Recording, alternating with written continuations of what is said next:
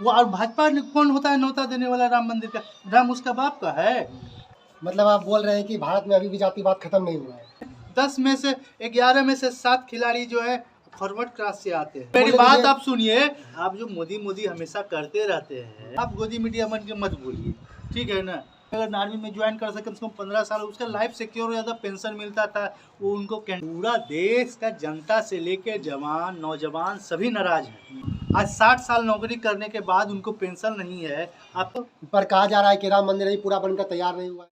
नमस्कार दोस्तों, मैं रोहित राज ऑफिशियल। आज मैं जनता जनार्दन से कुछ क्वेश्चंस करूंगा जिसमें कि पता चलेगा कि 10 सालों में मोदी जी का कार्यकाल क्या रहा और अगले 2024 के आने वाले चुनाव में क्या मोदी जी फिर से सत्ता में आने वाले हैं या फिर मोदी जी का पत्ता साफ होने वाला है। तो चलिए जनता जनार्दन से हम क्वेश्चन करते हैं। चलिए आप आ जाइए। तो मेरा पहला क्वेश्चन आपसे ये है कि राम मंदिर बन रहा है, उसके ऊपर आप क्या बोलना चाहते हैं? रोहित राज ऑफिशियल चैनल को बहुत बहुत धन्यवाद, शुभकामनाएं। आप बहुत तरक्की करें और मुझे यहाँ बुलाने के लिए आपका बहुत बहुत धन्यवाद। और मैं राम मंदिर मस्जिद ये सब के बारे में बात करना उचित नहीं समझता हूँ, क्योंकि कोई फ़ायदा है नहीं इससे। मंदिर मस्जिद हमारे दिल में है, हर जगह मंदिर। अगर सभी लोग कहते हैं कि भगवान इस दुनिया में है, अगर भगवान इस दुनिया में है तो हर जगह है। जब हर जगह है तो हम उसको मंदिर और मस्जिद में क्यों ढूंढे? तो हम भगवान को ही धोखा दे रहे हैं मंदिर में जाकर। वो तो हर जगह है, हमें अच्छा कर्म करना है, उससे भगवान नाराज नहीं होंगे। लेकिन अगर मंदिर में जाके फिर बाहर निकल के हम गलत काम करते हैं, इतना चोरी हो रहा है, डकैती हो रहा है, अगर भगवान है हर जगह तो उसको रोक क्यों नहीं पा रहे हैं? तो ये सवाल है। आज महाकाल मंदिर है, महाकाल मंदिर के उज्जैन में एक 12 वर्षीय लड़की का बलात्कार हो गया। तो वहाँ महाकाल तो उज्जैन में हर जगह जगह पे है, हर जगह जगह पे जब महाकाल जी हैं तो फिर वहाँ 12 साल की बच्ची और लगभग करीब 1.5-2 घंटा तक बच्ची भटकती रही, उसका ब्लडिंग होते रहा। तो महाकाल जी कहाँ गए थे? महाकाल जी को रहना चाहिए वहाँ। और क्या उस अर्थ का क्या, जब महाकाल मंदिर का के प्रांगण में लोग सुरक्षित नहीं है तो और कहाँ सुरक्षित है? जहाँ तक राम जी की बात है, राम जी हमारे जनता के लिए क्या किए हैं? वो जो किए हैं अपना पत्नी के लिए किए हैं, जनता के लिए क्या किए कि उसका मंदिर बना तो उसका पूजा किया जाए। मतलब आप बोल रहे हैं कि मंदिर नहीं बनना चाहिए? तो मंदिर बनाइए, मंदिर शिक्षा का मंदिर बनाइए। जैसे शिक्षा का मंदिर है, हमारी स्कूल हैं, कॉलेज हैं, हमारे अभी सबसे ज़्यादा हमारे बिहार से और हमारे भारत से सबसे ज़्यादा विदेश में जाते हैं बच्चे लोग पढ़ाई करने के लिए, विदेश जाते हैं डॉक्टरी करने के लिए। क्यों? क्योंकि यहाँ यूनिवर्सिटी का कमी है। अभी विश्व के टॉप 100 यूनिवर्सिटी में भी टॉप 10 यूनिवर्सिटी। पर मोदी जी तो बोल रहे हैं कि हर दिन यूनिवर्सिटी खुल रहा है, हर दिन IIT खुल रहा है, हर दिन इसरो जैसे संस्थानों का यहाँ पर उद्घाटन हो रहा है। नहीं, ठीक है, हम मान लेते हैं, उनकी भी बात मान लेते हैं कि ठीक है हर दिन खुल रहा है। तो आप बता दीजिए कि अभी टॉप 10 में कितने भारत के यूनिवर्सिटी हैं वर्ल्ड क्लास के, जिसमें वर्ल्ड के लोग पढ़ने। पहले हमारा नालंदा विश्वविद्यालय था, तक्षशिला था, विक्रमशिला था, और बाहर से हिंसांग आया, फायान आया, हर्षवर्धन आए, हर लोग हर देश से, चीन से, जापान से लोग आते थे पढ़ने के लिए। आज कहाँ से लोग आ रहे हैं? क्यों? यहाँ अभाव है शिक्षा का, यहाँ अभाव है। आज बताइए, हमारे 40 मजदूर फंस गए थे इसमें, मध्य प्रदेश में 40 मजदूर फंस गए थे। ऑस्ट्रेलिया से हमको इंजीनियर क्यों बुलाना पड़ गया? अब बताइए। अगर भारत में उस तरह की टेक्नोलॉजी नहीं है।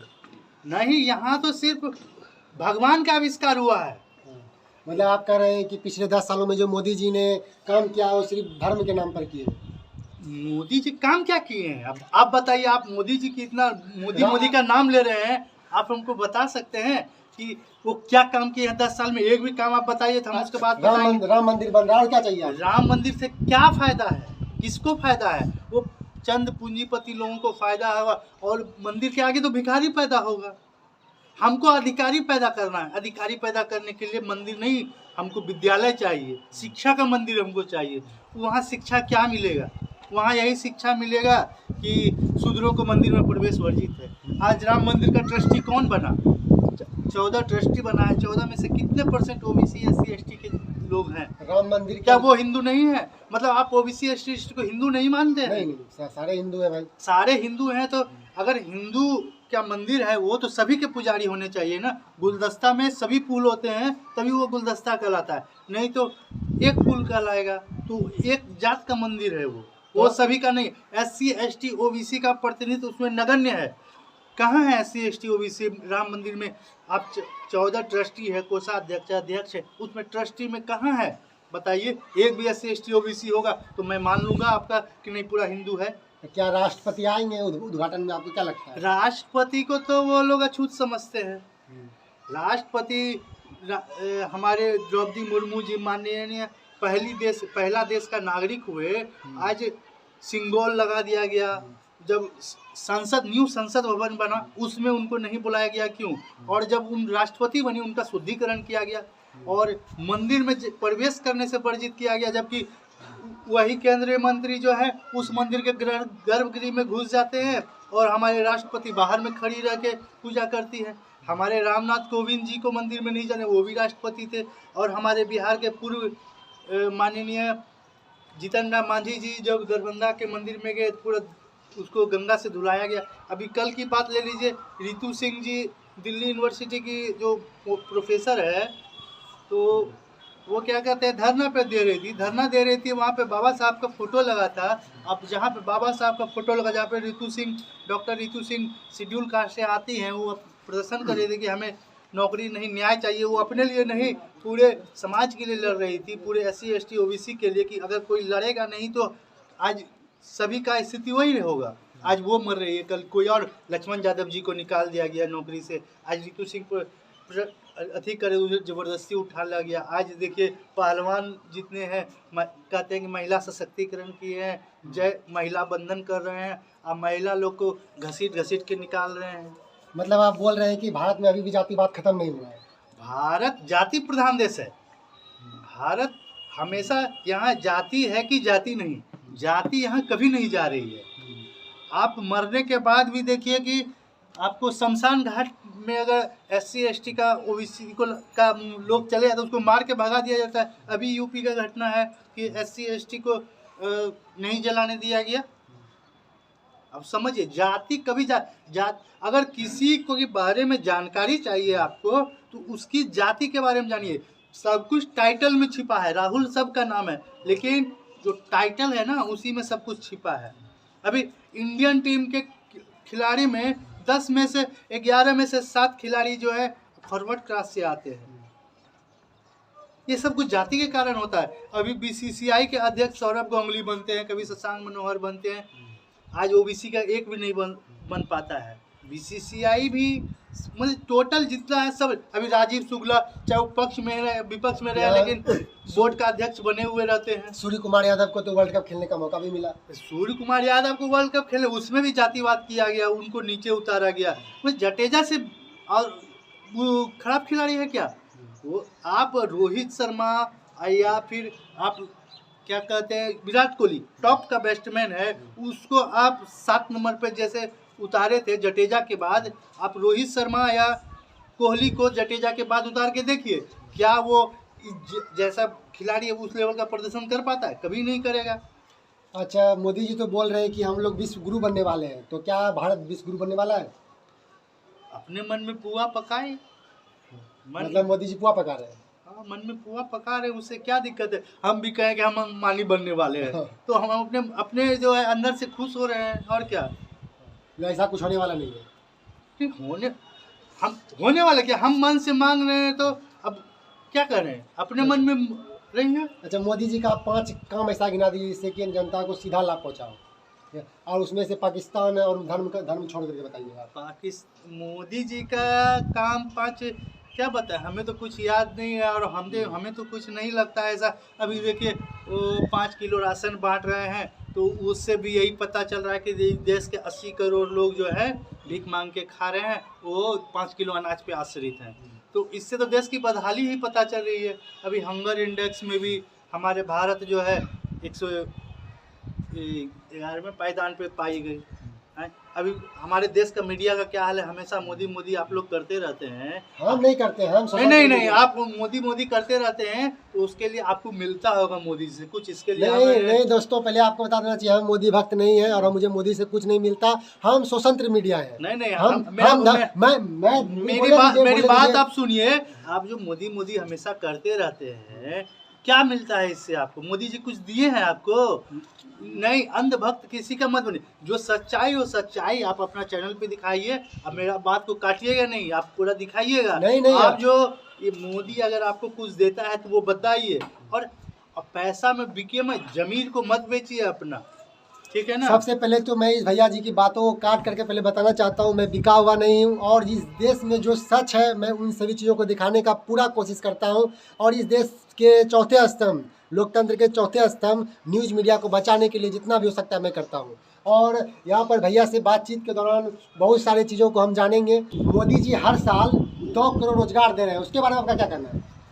दे नहीं रहे हैं, देने का वादा किए थे वो, लेकिन दिए नहीं है आज तक। उसका सवाल पूछा जा रहा है। आज हमारे तेजस्वी यादव जी, बिहार के माननीय उप मुख्यमंत्री, हमारे बड़े भाई, वो उनके द्वारा और नीतीश सरकार के द्वारा जो वादा किया गया तो उसको निभाया गया। अभी देखिए आज 13 तारीख है, आज हमारे गांधी मैदान में कितना शिक्षक कर्मियों को रोजगार मिल गया। 1 लाख शिक्षक कर्मियों को मिला, 1,20,000 उधर मिला था।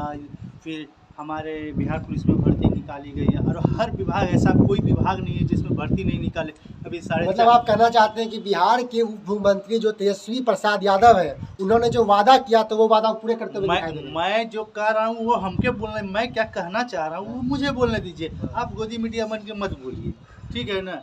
मैं बोल रहा हूँ कि तेजस्वी यादव जी जो है, जो बोले थे कि हम सत्ता में आएंगे तो 5 लाख रोजगार देंगे, 10 लाख रोजगार और 10 लाख सरकारी नौकरी, 20 लाख देंगे, जिसमें से पहला काम तो वो लोग कर दिए। पहला काम क्या, 5 लाख रोजगार दे दिया। 5 लाख देखिए शिक्षक कर्मियों को, जो कि एक पार्टी का एक व्यक्ति बोलता था कि भगवान भी धरती पे आ जाएगा, तो इस बात को किसी शिक्षक को जो है नियोजित शिक्षक को राजकर्मी का दर्जा नहीं दे सकता। बोला जाता है। सुशील मोदी जी, माननीय सुशील मोदी, भाजपा के जो अभी राज्यसभा सांसद हैं, उनके द्वारा जब वो वित्त मंत्री थे सरकार में, तो उनके द्वारा बोला गया था कि उनके द्वारा प्रदर्शन किया जा रहा था शिक्षक कर्मियों के द्वारा राजकर्मी के लिए जब प्रदर्शन किया जाता, तो सुशील मोदी जी बोले थे कि भगवान भी धरती पे उतर के आ जाएंगे ना, तो आपको राजकर्मी का दर्जा नहीं दे पाएंगे। तो समझिए भगवान से बढ़कर हमारे तेजस्वी जी और नीतीश जी हैं, जो कि राजकर्मी का दर्जा दे दिए। तो जब वो बोले थे कि भगवान भी नहीं दे पाएगा, तो वो भगवान से बढ़कर न हो गए।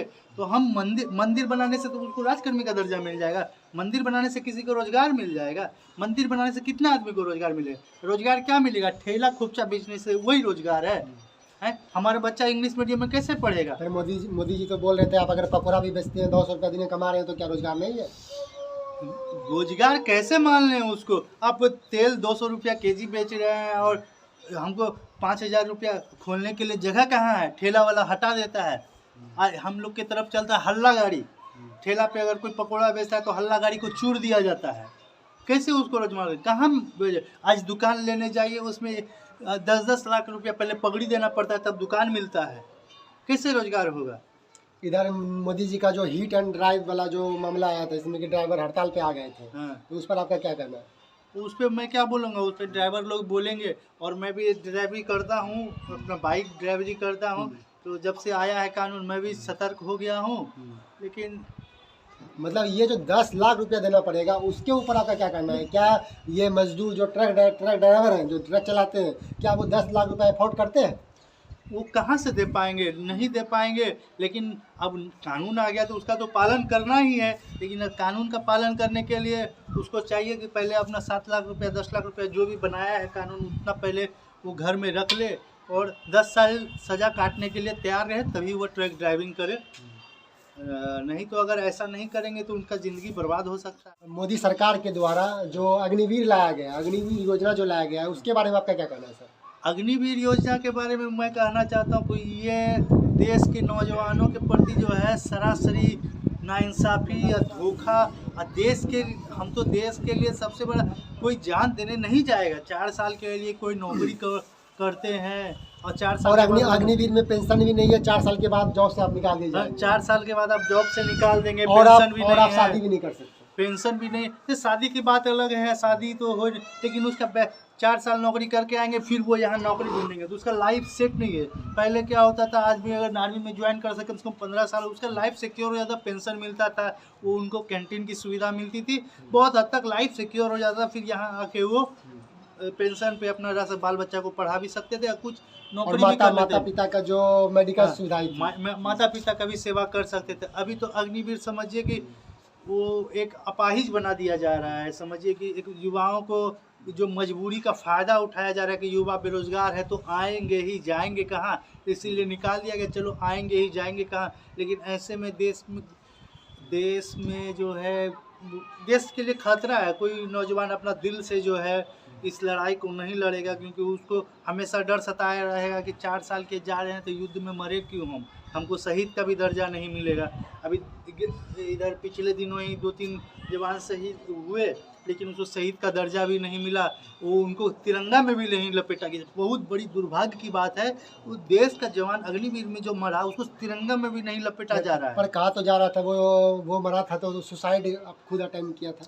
नहीं, सुसाइड अटेम्प्ट किया था, कोई कुछ किया है, ये तो बात की बात है। लेकिन कोई मर भी रहा है तो उसको शहीद का दर्जा नहीं दिया जा रहा है ना। ये आपके अगर अग्निवीर में यह शहीद का दर्जा है, देखिए आप कानून पढ़ के देखिए, मैंने तो जहाँ तक पढ़ा उसमें शहीद का भी दर्जा नहीं दिया जा रहा है, और ना ही पेंशन दिया जा रहा है, ना भी कोई मेडिकल फैसिलिटी दी जा रही है। बस 25 लाख रुपया मिलेगा। 25 लाख रुपया में आज के ज़माने में क्या होगा? एक दुकान मिल जाएगा, दुकान करेगा लोग, और क्या करेगा। और कहा जा रहा है 2018 से लेकर के 2022 तक में आर्मी, नेवी और एयरफोर्स में जितने भी बच्चे सेलेक्टेड हुए थे उनका एग्ज़ाम नहीं हुआ, किसी का ज्वाइनिंग नहीं हुआ, और अग्निवीर के आने के कारण ये सारा चीज़ टल गया।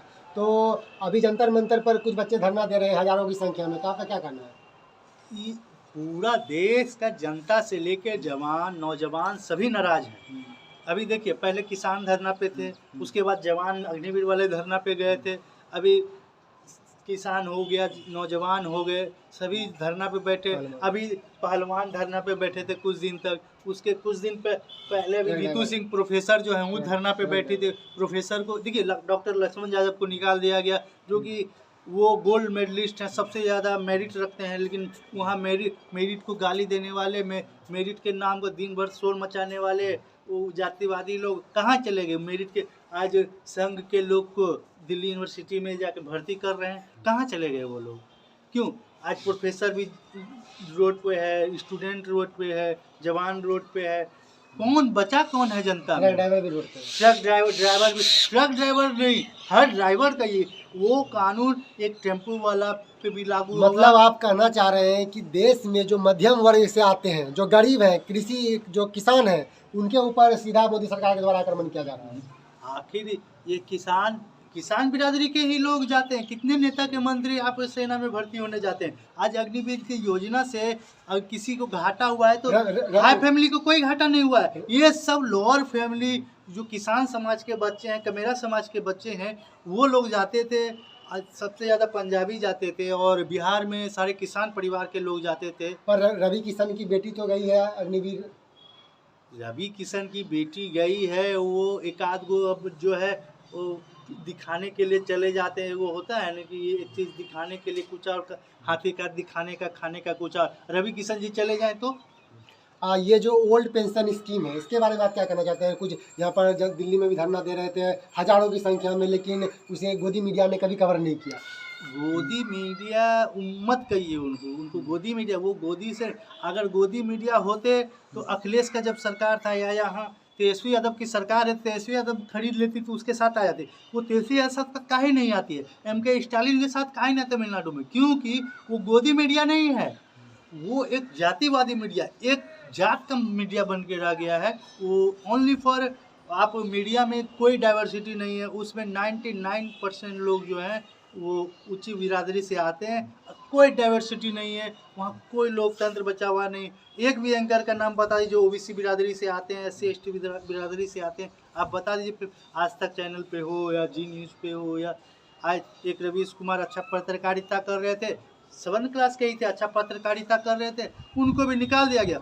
अब वो भी SC ST OBC के मुद्दे पर, आरक्षण के मुद्दे पर वो भी चुप हो जाते थे। सर मेरा क्वेश्चन ओल्ड पेंशन स्कीम पे था। ओल्ड पेंशन, हम क्या बोले, ओल्ड पेंशन स्कीम कोई नहीं चला रहा है। रवीश कुमार जी चलाते थे तो उनको हटा दिया गया, वही तो मैं बोल रहा हूँ। और रवीश कुमार जी चलाते थे, उनको हटा दिया।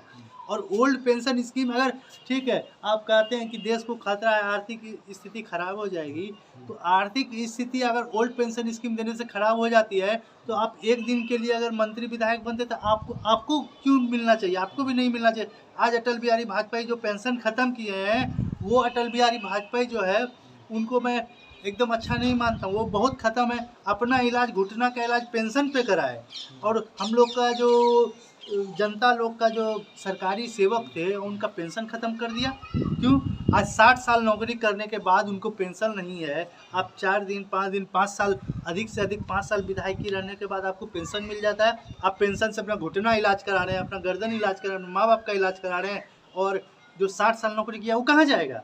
मतलब आप सीधा सीधा साफ साफ कर रहे हैं कि नेता यहाँ पर अपना बेनिफिट देखते हैं, अपने लिए कुछ भी खत्म नहीं करते, और जो जनता है, जनता जनार्दन जो कि 60 साल तक सरकारी सेवा में कार्यरत रहते हैं, उसके बाद उनका पेंशन खत्म कर दिया गया। जी, आप बिल्कुल सही हैं। हम यही, राम मंदिर के उद्घाटन में कोई भी शंकराचार्य नहीं जा रहे हैं, और कांग्रेस पार्टी ने भी आमंत्रण को ठुकरा दिया है, तो क्या करना चाहते हैं इसके लिए? आमंत्रण कौन दिया था? भाजपा, RSS और राम मंदिर। भाजपा और RSS निमंत्रण देने वाला कौन होता है? राम मंदिर सबका है, सब जाएगा, निमंत्रण कौन देना है? अरे भगवान का घर है, जब जिसको मन जी करेगा तब जाएंगे। आप बोलिए कि आज ही आइए तो कोई जरूरी है? उसको उस समय फुर्सत नहीं है, बाद में जाएंगे वो। पर कहा जा रहा है कि राम मंदिर अभी पूरा बनकर तैयार नहीं हुआ है, तो वो इसीलिए वो नहीं जाना चाह रहे होंगे। वो सोचेंगे पूरा बनेगा तब हम जाएंगे, एक जाएंगे तो पूरा देख के आएंगे, आधा अधूरा क्या देख के आए, इसीलिए नहीं जा रहे होंगे। इसे वो, और भाजपा कौन होता है न्योता देने वाला राम मंदिर का? राम उसका बाप का है? राम सभी के हैं, जब मन होगा जिसका जाएंगे। आपके किसी के कहने से जाएंगे? शंकराचार्य भी यहाँ पर नहीं जा रहे हैं। शंकराचार्य नहीं जा रहे। शंकराचार्य तो कहते हैं कि वो अपना ग्रंथ में लिखे हैं कि तेली जात का जो है आदमी उसका उद्घाटन कर रहा है, इसीलिए हम नहीं जाएंगे। वो तो बोले हैं कि तेली जात का आदमी उसको छुएगा और हम वहाँ पे ताली बजाएंगे।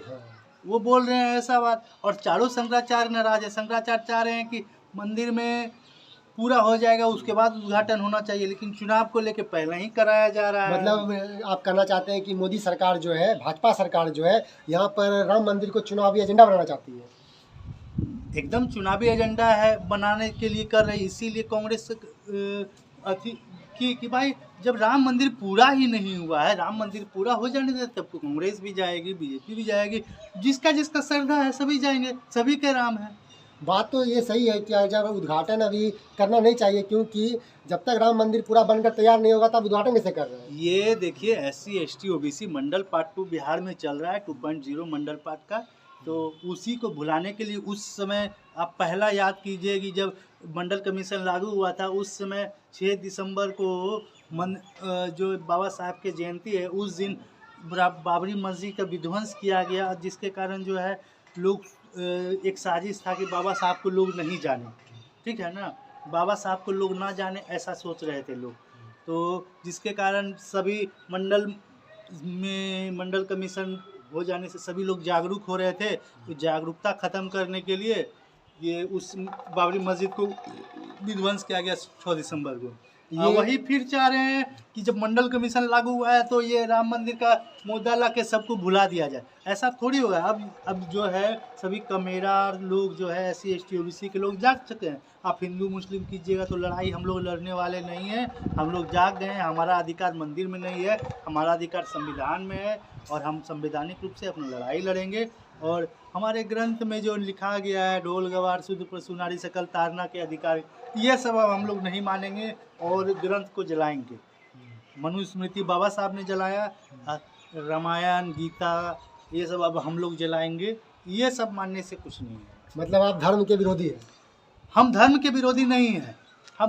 हमारा इंसानियत धर्म है, मानवता ही मेरा धर्म है।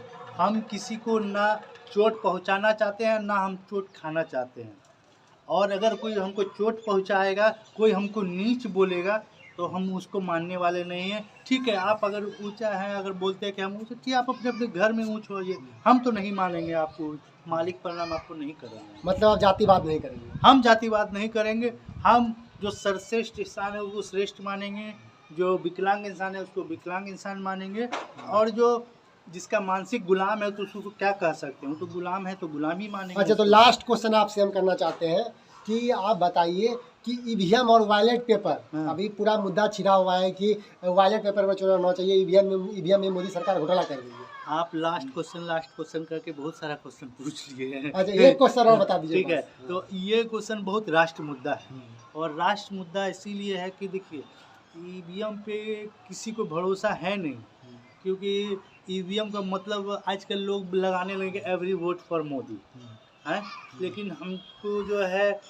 और उस पर स्पष्ट होता भी नहीं है। जहाँ तक आप कहें कि हमने मशीन में दावा, गिनती, अभी गिनती क्या कर रहे हैं, कुछ नहीं। अभी पैसा हम अकाउंट में डालते हैं, 10,000 रुपया निकालने जाते हैं तो पैसा मेरा कोई ले लेता है, पैसा मिलता नहीं। अगर हाथ से दे देगा तो नहीं ले पाएगा ना, हम जानेंगे भाई नहीं ले पाएगा।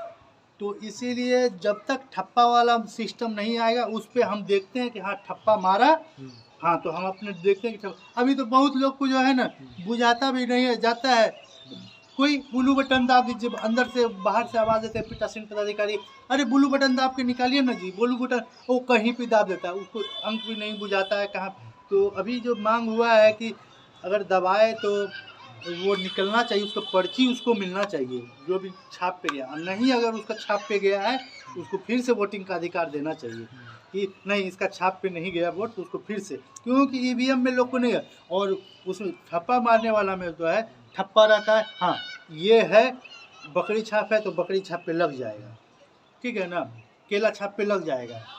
अभी कहा जा रहा है अगर बकरी छाप है और कोई दाव रहा है कमल पे, कोई दाव रहा है हौद छाप पे, कोई दाव रहा है साइकिल छाप पे, तो सब जा रहा है बकरी छाप पे। वो तो है, तो ये तो अब पूछते, हम तो टेक्निकल नहीं है, तो टेक्निकल बात तो बता, लेकिन विश्वास नहीं है, विश्वास ईवीएम पे विश्वास नहीं है। और लोकतंत्र में ये नियम है कि अगर एक जनता के, लोकतंत्र है, हम भारत के लोग भारत के लिए, ये हमारे संविधान का जो प्रस्तावना है उसका पहला अलग है, we the people of India, हम भारत के लोग। जब हम ही नाराज हैं, हमारे देश की हर जनता नाराज है। अभी देखिए 4 दिन पहले परसों ट्विटर पर ट्रेंड हो रहा था कि बैन ईवीएम सेव डेमोक्रेसी, माननीय चंद्रशेखर आज़ाद रावण जी इसको ट्रेंड कराए थे, बैन ईवीएम सेव डेमोक्रेसी जो कराया जा रहा था, इस पर कितना ट्रेंड हुआ, 1 नंबर पे ट्रेंड चला, तो कितने लोग नाराज हैं। यहाँ कहा जा रहा है कि एक जनता भी नाराज हो तो वो लोकतंत्र नहीं है, ये समझिए लोकतंत्र की हत्या है ईवीएम से। मतलब लेकिन ये सारा चीज़ आपको नेशनल मीडिया में कहीं नहीं दिखेगा। नेशनल मीडिया मत बोलिए उसको जातिवादी मीडिया बोलिए, आप लोग गोदी मीडिया बोलते हैं, नेशनल मीडिया कहाँ से हो गई वो, उनको एक, अभी जान रहे हैं भारत की मीडिया जो है विश्व के रैंकिंग में 161वें स्थान पे है। क्यों है? क्योंकि वो जनता से वो उनको विपक्ष का जनता का न्यूज़ दिखाना चाहिए, जनता को नहीं दे, वो तो एक प्रचार माध्यम बन के रह गए हैं सत्ताधारी लोग का जो अभी सत्ता में है। तो ये आखिरी क्वेश्चन है, ये हमको आप बता दीजिए कि मोदी सरकार, भाजपा सरकार 2024 में आ रही है कि नहीं आ रही है? अगर ईवीएम से चुनाव होता है तो कुछ कह नहीं सकते हैं, आ भी सकती है। अगर बैलेट पेपर से चुनाव होगा तो 100% गारंटी देंगे कि नहीं आ पाएगी। इनके द्वारा जितना भी बात कहा गया ये इनका व्यक्तिगत राय था, रोहित राज ऑफिशियल इन सभी बातों का पुष्टि नहीं करता। अगर आप इनकी बातों से कितना सहमत हैं, कितना सहमत नहीं है, आप कमेंट बॉक्स में अपना सुझाव दे सकते हैं। अगर हमें इनसे और भी कोई क्वेश्चन करना है, हमें या कोई क्वेश्चन करने के लिए छूट गया तो आप कमेंट में अपना राय दें, और हम आगे अगर कभी किसी से क्वेश्चन करते हैं तो आपके सारे क्वेश्चनों को उनके बीच रखा जाएगा। रोहित राज ऑफिशियल, धन्यवाद।